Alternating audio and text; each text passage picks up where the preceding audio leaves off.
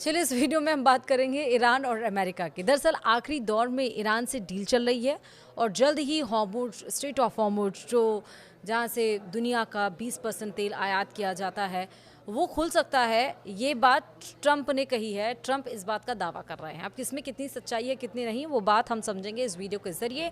नमस्कार, आप देख रहे हैं न्यूज़ 18 का डिजिटल प्लेटफॉर्म। मैं हूं आपके साथ श्रुति श्रीवास्तव। ईरान इजरायल के बीच चल रहा हमलों का सिलसिला फिलहाल के लिए रुक गया है। डोनाल्ड ट्रंप ने इजरायली पीएम नेतन्याहू को ईरान पर हमले को लेकर सख्त चेतावनी दी है ताकि वार्ता पर किसी तरह का असर ना पड़े। हालांकि अमेरिका के साथ डील को लेकर ईरान की तस्वीर अब तक साफ नहीं हुई है। जी हां, ईरान और इजरायल के बीच हालिया सैन्य हमलों का सिलसिला फिलहाल थम गया है, लेकिन पश्चिम एशिया में तनाव अब भी बना हुआ है। ईरान ने साफ चेतावनी दी है कि अगर इजरायल उसकी या उसके सहयोगियों के खिलाफ आक्रामक कार्रवाई जारी रखता है, खासतौर पर लेबनान में, तो वह फिर से जवाबी हमले शुरू कर सकता है। इस बीच अमेरिकी राष्ट्रपति डोनाल्ड ट्रंप ने इजरायल के प्रधानमंत्री बेंजामिन नेतन्याहू को कथित तौर पर चेतावनी दी है कि वे सावधानी बरतें।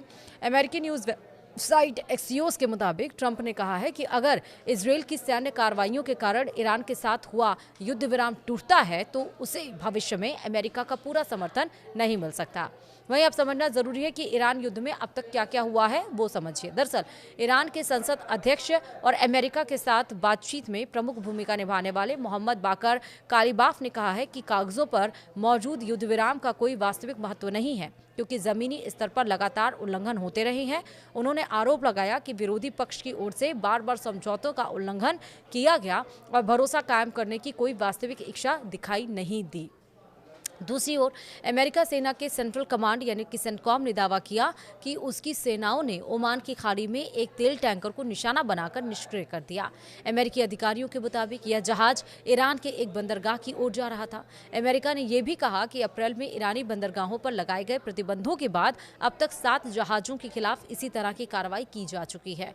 वहीं लेबनान में भी हिंसा जारी है। सोमवार को दक्षिणी लेबनान में इजरायली हमलों में कम से कम 12 लोगों की मौत हो गई। इनमें से एक महिला और एक बच्चा भी शामिल है। इसके अलावा 4 पैरामेडिक कर्मी घायल हुए हैं। मार्च से अब तक लेबनान में इजरायली हमलों में मरने वालों की संख्या 3637 तक पहुंच गई है। और इस बीच अमेरिकी रिपब्लिकन सांसद थॉमस मैसी ने 1967 में अमेरिकी नौसेना के जहाज USS लिबर्टी पर हमले की नई जांच की मांग की है और उस हमले में 34 अमेरिकी सैनिकों की मौत हुई थी और 170 से अधिक घायल हुए थे। यह घटना आज भी अमेरिका इजरायल संबंधों के इतिहास के सबसे विवादित मामलों में गिना जाता है। वहीं राष्ट्रपति ट्रंप का कहना है कि वॉशिंगटन ईरान के साथ समझौते पर बातचीत के आखिरी दौर में है। ट्रंप ने यह भी कहा कि उम्मीद है कि कुछ ही दिनों में समझौता हो सकता है।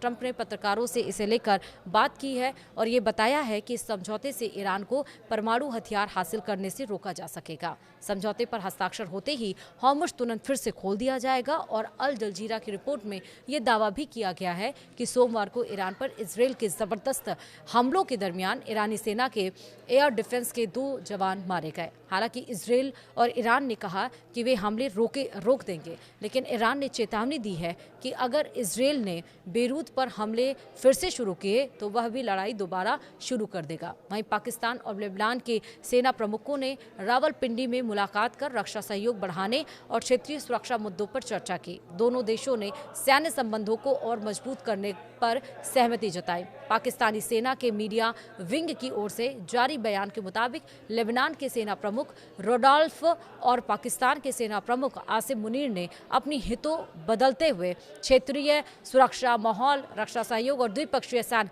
संबंधों को मजबूत करने की संभावनाओं पर विस्तार से चर्चा की।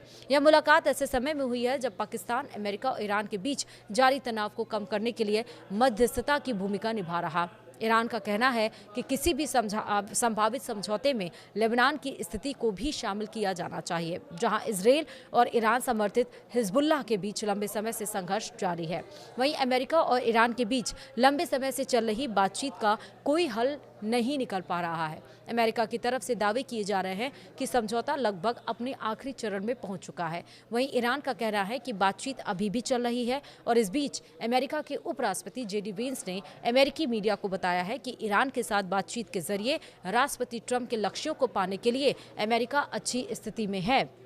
वहीं अमेरिकी उपराष्ट्रपति वेंस ने कहा कि ईरान के लोग नहीं चाहते हैं कि यह युद्ध जारी रहे, यह उनके हित में नहीं है और मुझे लगता है कि वे बातचीत की टेबल पर आ रहे हैं, कुछ असली बातें सामने रख रहे हैं, हम जरूर नतीजा निकालेंगे। वहीं अमेरिकी राष्ट्रपति डोनाल्ड ट्रंप ने इस बात से इनकार किया है कि इजरायल के प्रधानमंत्री नेतन्याहू ने उनकी बात की अनदेखी करते हुए ईरान पर हमला किया। वहीं बीबीसी की रिपोर्ट की यानी कि मीडिया रिपोर्ट्स के अनुसार ट्रंप ने कहा है कि उन्होंने नेतन्याहू से सामान्य समझदारी से काम लेने को कहा था क्योंकि एक महत्वपूर्ण और मजबूत समझौता होने के करीब है।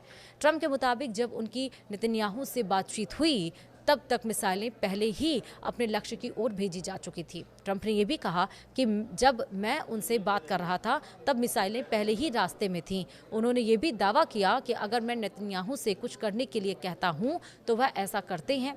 वहीं लेबनान की सरकारी समाचार एजेंसी के अनुसार दक्षिणी लेबनान में इजरायली हमलों में कम से कम 4 लोगों की मौत हो गई। अदशीत कस्बे में एक पोल्ट्री फार्म पर हुए हवाई हमले में फार्म मालिक इमाद अहमद यासीन की जान चली गई। वहीं हबूश कस्बे में 16 वर्षीय ओसामा हसन अल खालिद की उसके घर के सामने ड्रोन हमले में मौत हो गई। इसके अलावा गफर रोमान के अल मर्ज इलाके में तड़के हुए ड्रोन हमले में 2 अन्य लोगों की भी मौत हुई। इजरायली सेना के मुताबिक यह नबातिये है। कफर, सिर और आसपास के क्षेत्रों में भी हवाई हमले किए गए, जबकि कई इलाकों में तोपखाने से गोलीबारी भी हुई। तो अब देखना होगा कि ये जो इतनी लाल खून से, लाल रंगों से जो धरती रंग रही है वो कब थमेगी, ये युद्ध कब थमेगा। वीडियो में इतना ही, नमस्कार।